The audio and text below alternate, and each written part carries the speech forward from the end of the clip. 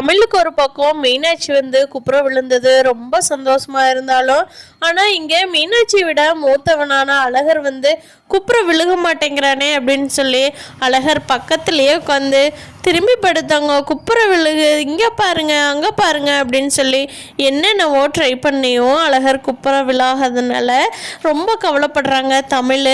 அப்போது பாட்டிமா தான் சொல்கிறாங்க, இங்கே பாரு தமிழ், ஆம்பளை பசங்களை விட பொம்பளை பசங்க எப்போவுமே கொஞ்சம் சீக்கிரமாக குப்புற விழுந்துருவாங்க.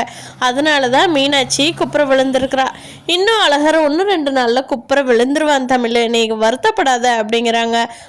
சரி அம்மாச்சி அப்படின்னு சொல்லிடுறாங்க. ஆனாலும் தமிழுக்கு வந்து மனசுக்குள்ளே அழகர் இன்னும் குப்புற விழுகலையே, நம்ம அதை கண்கூடாக பார்க்கணுமே. மீனாட்சி இவ்வளோ நாள் இங்கே இருந்துட்டு அங்கே போனதும் குப்புற விழுந்திருக்காளே, நமக்கு அதை பார்க்கணுன்னு ஆசை இருக்காதா? அழகர் இங்கே இருக்கும்போதே குப்புற விழுந்துட்டான்னா நல்லா இருக்குமே அப்படின்னு நினச்சிட்டு இருக்காங்க தமிழ். அப்போ கரெக்டாக இங்கே வந்து எல்லாரும் வேடிக்கை காட்டிகிட்டு இருக்கிறப்போ அழகர் வந்து டக்குன்னு திரும்பி படுத்து குப்புற விழுந்துடுறாங்க. அதை பார்த்த தமிழுக்கு அவ்வளோ சந்தோஷம். தமிழ் வீட்டில் இருக்கிற எல்லாருமே பயங்கரமாக சந்தோஷப்படுறாங்க நம்ம அழகர் குப்புற விழுந்ததை. அதை வீடியோலாம் எடுத்து சேதுவுக்கு மலருக்கு எல்லாத்துக்குமே அனுப்பி வைக்கிறாங்க. பார்த்துட்டு அங்கே ஆல்ரெடி எல்லாரும் அழகர விழுந்துருவான்னு சொல்லிட்டு இருந்தாங்க இல்லையா, இதை பார்த்துட்டு மலருக்கு கருப்புக்கெல்லாம் அவ்வளோ சந்தோஷம். இங்கே பாரு இந்த 2 வீடியோவையும் வச்சோம்னா வெச்சக்கண் வாங்காமல் பார்க்கலாம். குழந்தைங்க அவ்வளோ அழகா அவ்வளோ சூப்பராக குப்புற விழுதுகள்ல அப்படின்னு சொல்லி கருப்பு தமிழ் மலர் எல்லாருமே பேசிக்கிட்டு இருக்கிறாங்க. இங்கே ஒரு வீட்லேயும் அங்கே ஒரு வீட்லேயும் இதே பேச்சாவே ஓடிக்கிட்டு இருக்குது 2 வீட்லேயும். ஐஸ்வர்யா வந்து நேற்று ரொம்ப அவ்வளோ ஸ்டொமக் பெயினாக இருந்தப்போ கூட மாமா வந்து நம்மளை ஏன்னே கேட்கல. அதுக்கு பின்னாடி நம்மளா சொல்லி என்னை கண்டுக்க மாட்டேங்களா பார்க்க மாட்டேங்களான்னு சொன்னதுக்கப்புறமா போய் கொண்டுட்டு வந்து அது இதுன்னு சொல்லி ஸ்டொமக் பெயினுக்கு கொடுக்குறாரு. இவருக்கு நம்மளுக்கு என்னைக்கு தான் நம்ம மேலே பாசம் வந்து இவர் எப்போ நம்மளையே ஒய்ஃபாக ஏற்றுக்கிறது அப்படின்னு தெரியலையேன்னு சொல்லி ரொம்ப ஐஸ்வர்யா ஃபீல் பண்ணிகிட்ருக்காங்க. காலையில் உடனே போய் நம்ம ஈஸ்வரிக்கிட்டையும் சித்துக்கிட்டையும் போய் புலம்புறாங்க ஐஸ்வர்யா. இங்கே பாருங்க அத்தை, எனக்கு வந்து மாமா என்னை ஏற்றுக்குவாருங்கிற நம்பிக்கை எனக்கு போயிடுச்சு. எனக்கு சின்ன வயசுலேருந்தே மாமாவை ரொம்ப பிடிக்கும். அப்படிங்கிறதுனால தான் தமிழை கல்யாணம் பண்ணி குழந்தை பிறக்கிறப்ப கூட நான் மாமாவை கல்யாணம் பண்ணிக்கிட்டேன். ஏன்னா எனக்கு மாமா மேலே அவ்வளோ ஆசையாக இருந்தது. ஆனால் மாமா வந்து என்னை திரும்பி கூட பார்க்க மாட்டேங்கிறாரு, கொஞ்சம் கூட என்னை ஏறெடுத்து பார்க்க மாட்டேங்கிறாரு. என் மேலே ஒரு பாசமோ அக்கறையோ எதுவுமே காட்ட மாட்டேங்கிறாரு. எப்போ பாரு அந்த குழந்தைங்க மீனாட்சி இப்படியே தான் பேசிகிட்டு இருக்கிறாரு.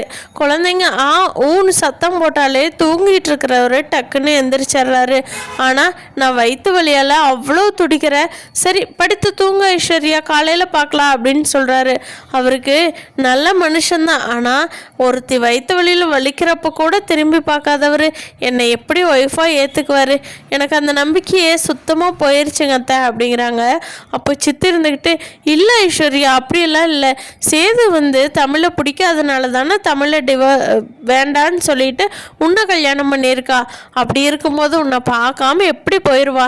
இன்னும் குழந்தைங்க 2 ரொம்ப குட்டி குழந்தைங்களா இருக்குதுல்ல, அதனால தான் அதுகளை பார்த்துக்கிட்டு உங்கள்கிட்ட பேசலை அப்படின்னு சொல்லி சொல்கிறாங்க. இல்லை அப்படியெல்லாம் இல்லை, இந்த குழந்தைங்க எப்போ பெருசாகிறது படித்து வேலைக்கு போய் அந்த அளவுக்கு பெருசாகணும் போல் அவர் பெருசாகணும்னு சொல்கிறது. குழந்தைங்க இப்போ தான் இன்னும் மாதங்கள் கூட ஆகலை. இதுங்க எப்போ பெருசாகி எப்போ ஸ்கூலுக்கு போய் அப்புறம் எப்போ இவர் என்ன கண்டுக்கிறது? எனக்கு ரொம்ப மனசு ஒரு மாதிரி ரொம்ப கஷ்டமாக இருக்குன்னு சொல்லி அழுன்னு அழுதுறாங்க. ஈஸ்வரியும் சித்ராவும், அழுகாத ஐஸ்வர்யா, நாங்கள் இருக்கோம்ல, நாங்கள் பார்த்துக்குறோம், பிரச்சனை நீ சொல்லிட்டே இல்லை, நான் சேதுக்கிட்ட பேசுகிறேன் அப்படின்னு சொல்லி ஈஸ்வரி சொல்கிறாங்க.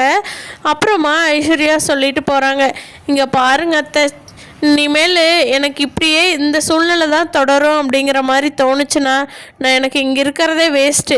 இங்கேருந்து நான் டிப்ரெஷன் ஆகி ஒரு மாதிரி மென்டல் ப்ரெஷர் ஆகிறத விட நான் எங்கள் அம்மா அப்பாகிட்டேயே போயிடுறேன். என்னால் இங்கே இதுக்கு மேலே இருக்க முடியாது, ஒரு குறிப்பிட்ட டைம் தான், அதுக்கு மேலே நானும் ஒரு மனுஷன் தானே அப்படின்னு சொல்லிட்டு ஐஸ்வர்யா ரொம்ப ஃபீல் பண்ணிக்கிட்டே அந்த ரூம் விட்டு வெளியே போகிறாங்க. அங்கே சித்ராவும் ஈஸ்வரியும் பேசிக்கிறாங்க. ஐயோ ஐஸ்வர்யா அந்த இதை விட்டுட்டு போயிட்டான்னா எப்போ சேதுக்கிட்டு இருக்கிற சொத்தையெல்லாம் ஐஸ்வர்யாவுக்கு மாற்றி அவகிட்ட இருந்து நம்ம ஆட்டை போடலான்னு நினச்சிட்டு இருந்தா இவ என்னடான்னா அம்மா கிட்ட போகிறேன் அப்பா கிட்ட போகிறேன்னு என்ன பேசிக்கிட்டு இருக்கிறா. நம்ம இப்போ இவளோட சொத்தெல்லாம் ஆட்டை போடுறது, அதுக்குள்ளே இவ எங்காவது கிளம்பி போயிட்டான்னா நம்ம என்ன பண்ணுறது சித்து? அவளை விடக்கூடாது சித்ரா. எப்படியாவது சேதுக்கிட்ட பேசி சேதுவையும் ஐஸ்வர்யாவையும் ஒன்றா சேர்த்து வாழ வச்சிட்டோம்னா நம்ம பிளான் சக்ஸஸ் ஆயிரும் அப்படின்னு பேசிக்கிறாங்க. அப்புறமா நான் போய் சேதுக்கிட்ட பேசிட்டு வரேன் அப்படின்னு சொல்லிட்டு ஈஸ்வரி வெளியில் போகிறாங்க. அங்கே சேது நடந்து வந்துட்டுருக்கிறாரு. ஏன்பா சேது உங்கள்கிட்ட ஒன்று பேசணும்ப்பா அப்படிங்கிறாங்க. சொல்லுங்கள் சின்னம்மா அப்படிங்கிறாங்க. ஏன்பா சேது கொஞ்சம் தனியாக போய் பேசலாமா அப்படிங்கிறாங்க. ஏன் இங்கே என்ன இங்கே யாரும் இல்லையே அப்படிங்கிறாங்க. இல்லை சேது நடுகாலில் வச்சுக்கிட்டு யாரும் வரப்போக பிடிப்பா இருப்பாங்க, வாப்பா நம்ம போய் அந்தாண்ட ஓரமாக போய் பேசிக்கலாம் அப்படிங்கிறாங்க. என்ன சின்னம்மா அப்படி என்ன பேச போகிறீங்க என்கிட்ட அப்படிங்கிறாங்க. வாப்பா சேது அப்படின்னு கூட்டிகிட்டு போய் இங்கே ஐஸ்வர்யா ஃபீல் பண்ணின விஷயத்தை எல்லாமே சொல்லி ஈஸ்வரி வந்து சேதுக்கிட்ட பேசுகிறாங்க. அதுக்கு சேது சொல்கிறாரு, இல்லை சின்னம்மா என்னால் எடுத்த உடனே எப்படி ஒய்ஃபை ஏற்றுக்கிறது? நான் தமிழ் கூடவே வாழ்ந்துட்டேன், 2 குழந்தைங்களையும் பெற்றுட்டேன். இதுக்கப்புறம் ஐஸ்வர்யாவை என்னால் டக்குன்னெல்லாம் மனசு மாற்ற முடியாது, எனக்கும் கொஞ்சம் டைம் வேணுமில்ல அப்படின்னு சொல்லிட்டு அங்கே நான் பார்த்துக்கிறேன் சின்னம்மா அப்படின்னு சொல்லிட்டு ரொம்ப பெருசாக எதுவும் ரியாக்ட் பண்ணாமல் போயிடுறாங்க. அங்கே ரூம்குள்ளே போகிறாங்க. ஐஸ்வர்யா வந்து நல்லா மேக்கப் பண்ணிவிட்டு உட்காந்துருக்காங்க. அப்போது சேது போய் கேட்குறாங்க, ஐஸ்வர்யா அங்கே போய் சின்னம்மாட்ட நீ என்ன சொன்ன அப்படிங்கிறாங்க. நான் எதுவும் சொல்லலையே மாமா, ஏன் அப்படிங்கிறாங்க. இல்லை நீ எதுவும் சொல்லாமலையா சின்னம்மா என்னை கூப்பிட்டு ஐஸ்வர்யாவை நல்லா பார்த்துக்கோ, ஐஸ்வர்யாவை கொஞ்சம் கவனிச்சுக்கோ, ஒய்ஃப் மாதிரி நடத்து, 2 பேரும் இன்னும் தனித்தனியாகவே இருக்கு, உங்களோட வாழ்க்கையை வாழ்ந்துட்டுருக்கீங்க, எப்போ நீங்கள் ஒன்று சேர்றது அப்படிங்கிற மாதிரி சின்னம்மா என்கிட்ட கேட்குறாங்க. நீ என்ன சொன்ன போய் அப்படிங்கிறாங்க. ஆமாம் மாமா, எனக்கும் உங்கள் மேலே ஆசையெல்லாம் இருக்காதா, நீங்கள் என்னை கண்டுக்கவே மாட்டேங்கிறீங்களே, அதனால் கொஞ்சம் சொல்லி வருத்தப்பட்டேன் அப்படிங்கிறாங்க. ஐஸ்வர்யா நானே உங்கள்கிட்ட சொல்லியிருக்கேன்ல எனக்கு டைம் வேணும்னு. எனக்கு ஃபஸ்ட்டு இந்த அழகரையும் மீனாட்சியும் ஃபஸ்ட்டு நான் கொஞ்சம் வளர்க்கணும், அதுக்கப்புறம் தான் எனக்கு எதுவாக இருந்தாலும், அது வரைக்கும் எந்த யோசனையுமே எனக்கு வராது. நீ தேவையில்லாமல் அங்கே இங்கே சொல்லி என்னை டென்ஷன் பண்ணிகிட்ருக்காத ஐஸ்வர்யா அப்படிங்கிறாங்க. இல்லை மாமா, அது வந்து நீங்கள் என்னை பற்றி புரிஞ்சிக்கவே மாட்டேங்கிறீங்களே, நான் உன்னை பற்றி புரிஞ்சுக்கிட்டேன்ல அப்படிங்கிறாங்க. என்னென்ன நான் புரிஞ்சுக்க மாட்டேங்கிறேன், எனக்கு டைம் கொடுன்னு நான் உங்கள்கிட்ட ஆரம்பத்துலேயே சொன்னேன் தானே, திருப்பி ஏன் அதை பேசிகிட்டு இருக்கிற அப்படிங்கிறாங்க. ஐஸ்வர்யாவுக்கு ரொம்ப திருப்பி சேது அதையே பேச ஐஸ்வர்யா கோவம் வந்துடுது. ஏன் மாமா என் மேலே ஏன் அன்பாக இருக்க மாட்டீங்க? அதுக்கெல்லாம் காரணம் இந்த குழந்தைங்க தானே. இருங்க, இந்த குழந்தை இருந்தால் இங்கே நீங்கள் என்னை பார்த்துக்கவே மாட்டீங்க, இப்போ ஒரு வழி பண்ணுறேன் பாரு அப்படின்னு சொல்லிட்டு மீனாட்சி ஐஸ்வர்யா வேகமாக கையில் தூக்குறாங்க. அதை பார்த்து சேதுவுக்கு ரொம்ப கோவம் வந்துருச்சு. சேதுவுக்கு மீனாட்சின்னா ஒரு மடங்கு உயிர் அதிகம், அதனால சேது விடுவாங்களா? மீனாட்சி வேகமாக பிடுங்கி மலரை கூப்பிட்டு மலர்கிட்ட கொடுத்துட்டு ஐஸ்வர்யாவை ஓங்கி ஒரு அரைகிறாங்க சேது. ஏன் மாமா என்ன எதுக்கு அடிச்சிங்க அப்படிங்கிற. இங்கே பார், தேவையில்லாமல் என்னோட பொண்ணை தொட்டு நீ ஏதாவது காரியம் சாதிக்கணும்னு நினச்ச, அது இந்த ஜென்மத்துக்கு இல்லை 7 ஜென்மத்துக்கு முடியாது. நான் ஊரில் இருக்கிறவங்களுக்கே நல்லது பண்ணுறவன், என்கிட்ட வந்து என் பொண்ணு மேலே கை வைக்கிறிய தப்பா, உன்னை விட்டுருவேனா நான் அப்படின்னு சொல்லி அவ்வளோ கோபமாக கத்துறாரு சேது.